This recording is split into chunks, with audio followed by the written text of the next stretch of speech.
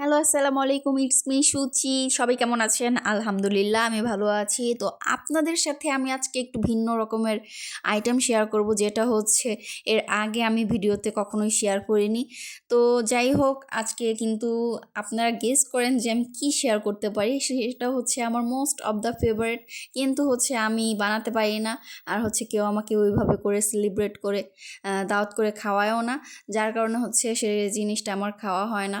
তো আজকে হচ্ছে সব কিছু ঝেড়ে টেরে শরীরে যত আলসেমি আছে সব কিছু ঝেড়ে ফেলে তারপর হচ্ছে এটা ডিসিশন নিলাম যে না, আজকে আমি অন্তত ২টা হলেও এই জিনিসটা বানাবো। তো যাই হোক, তো বুঝতে পেরেছেন হয়তো কি করছি। তো আমি আজকে প্রিপারেশন নিচ্ছিলাম হচ্ছে ভর্তার আয়োজনের প্রিপারেশন। তো ভর্তা বানাবো।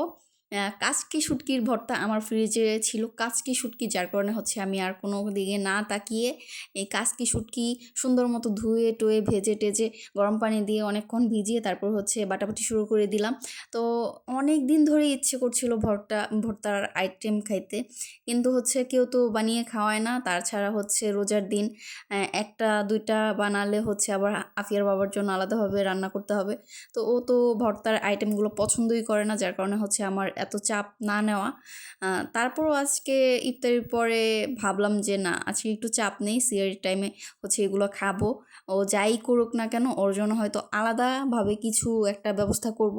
তো আমি তো ভর্তা বানানো কমপ্লিট করে ফেললাম।